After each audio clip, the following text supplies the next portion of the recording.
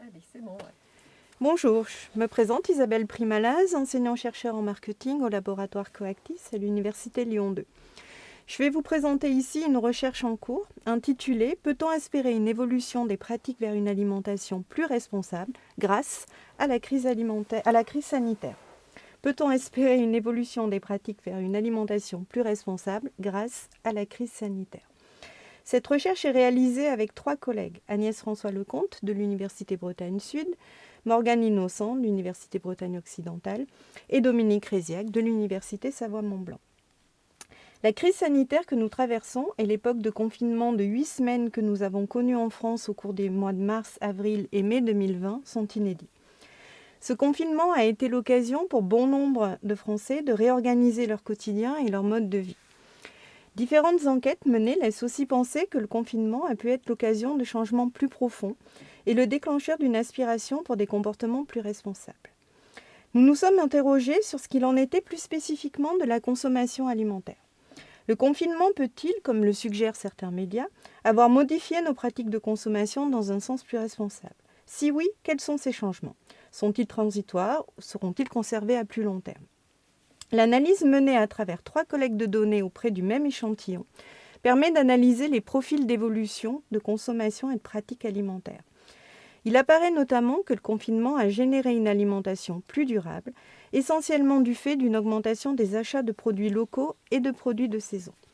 En revanche, la situation a provoqué une baisse temporaire des achats de produits en vrac. Alors pour commencer, qu'entend-on par une alimentation durable ? Une pratique alimentaire responsable se caractérise au travers d'une multitude d'actes, notamment les choix des lieux d'approvisionnement, les pratiques anti-gaspillage ou encore l'achat de produits plus respectueux de l'environnement. De façon schématique, l'alimentation responsable type peut se définir comme étant de saison, locale, bio et le moins emballé possible, si ce n'est idéalement en vrac. Le confinement dans cette recherche a été vu au travers des étapes de l'immersion. Considérant que le confinement de l'année 2020 constitue un contexte expérientiel radicalement nouveau, nous avons choisi de comprendre l'évolution des comportements selon une logique de processus d'immersion. Ce processus d'immersion est ainsi vu comme un moteur du changement. Les individus s'approprient une nouvelle expérience de consommation à travers différentes étapes. Lorsque l'individu se trouve dans ce nouvel environnement, ici déclenché par le confinement, il passe par une première étape de recherche de solutions et de prise de repères. C'est ce qu'on appelle la nidification. Dans un second temps, il pose de nouvelles habitudes. On parle alors d'exploration. Enfin, l'individu cherche à donner du sens à ces nouvelles pratiques, c'est le marquage.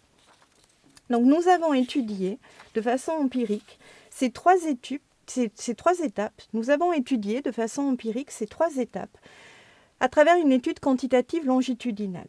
En effet, pour suivre les perturbations et les évolutions des modes de consommation alimentaire liés au confinement, nous avons mis en place un suivi longitudinal des pratiques d'alimentation responsable correspondant aux 3 moments clés du processus d'immersion.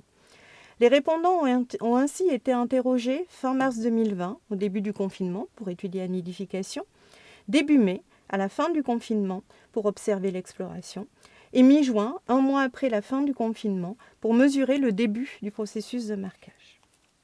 En termes de résultats, les résultats de la phase 1, dite de nidification, montrent une recherche et une prise de premiers repères. Une majorité des répondants a été affectée par des ruptures de stock des premiers jours, mais également par la nécessité ou la volonté de changer de lieu d'approvisionnement, associée à la nécessité de sortir moins souvent. Par exemple, certains avaient l'habitude de faire tout ou partie de leurs courses sur leur lieu de travail. D'autres se sont interdits d'aller faire les courses à plus d'1 kilomètre de leur domicile. Un autre type de changement est lié au fait d'être plus nombreux à la maison et de faire tous les repas au domicile. On observe, dans cette première phase, 4 types d'évolution de la consommation, notamment en termes de consommation responsable. Alors que 75% de nos répondants estiment que le confinement est une bonne occasion de revoir son mode de consommation vers des pratiques plus responsables, la majorité d'entre eux a finalement peu changé sa façon de faire. En effet, parmi les 4 groupes qui sont identifiés en termes d'évolution de pratique, on a un premier groupe, les stables.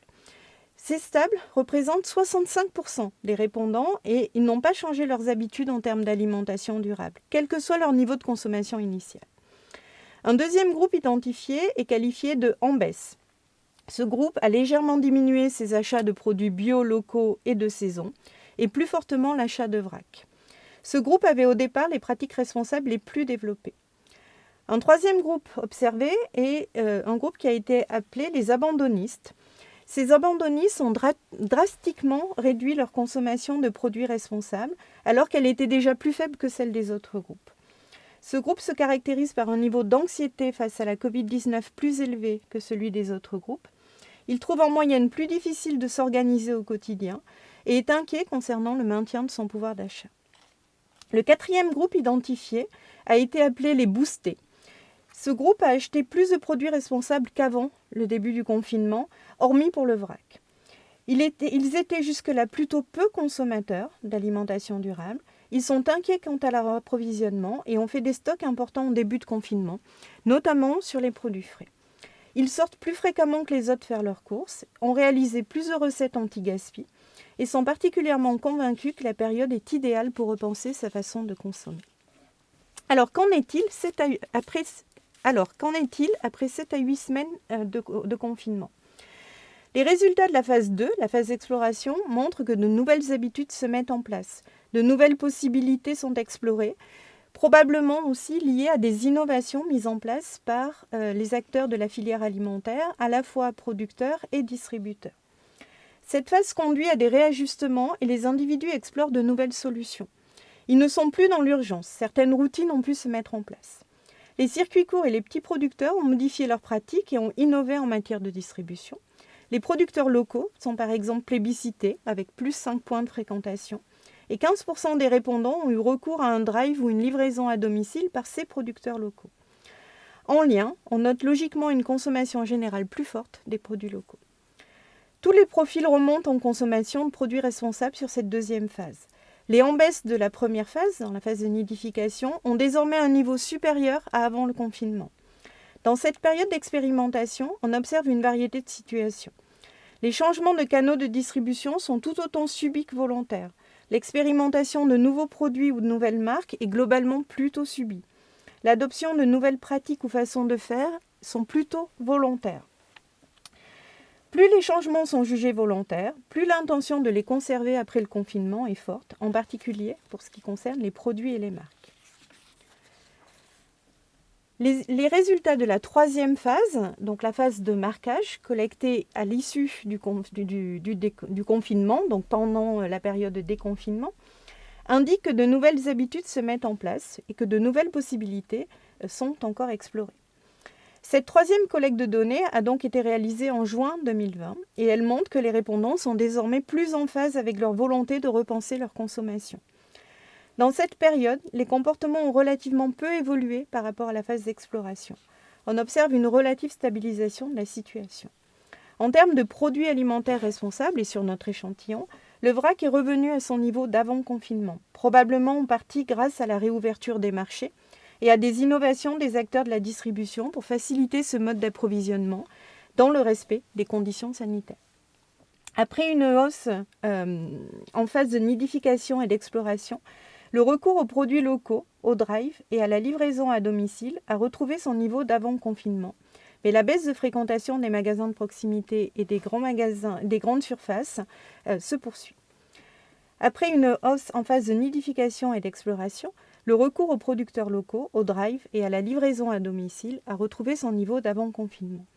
Mais la baisse de fréquentation des magasins de proximité et des grandes surfaces se poursuit. Environ 30% des répondants ont essayé de nouveaux produits ou de nouvelles marques durables et 80% de ceux qui ont essayé souhaitent continuer, indiquant une possible pérennisation de ces comportements d'alimentation durable. Un tiers de l'échantillon a testé des nouveaux modes d'approvisionnement durable et 60% des testeurs indiquent vouloir poursuivre. Près de la moitié de l'échantillon a testé de nouvelles pratiques domestiques anti-gaspillage et l'intention de poursuivre est extrêmement forte, elle dépasse les 90%. Alors pour conclure sur cette recherche, ce travail montre que le caractère exceptionnel et subi du changement lié au confinement a plongé les individus dans une situation nouvelle à laquelle il leur a fallu s'adapter. Les individus ont réagi de façon diverse, mais globalement, les pratiques d'alimentation durable sont en hausse après un mois de déconfinement. Plus précisément, Alors que la première période a plutôt été marquée par une dégradation de la consommation alimentaire durable, les achats durables se sont redressés au cours du confinement. Un mois après la sortie du confinement strict, cet événement inédit semble avoir principalement stimulé les achats de produits locaux et de saison, et dans une moindre mesure, celle des produits bio.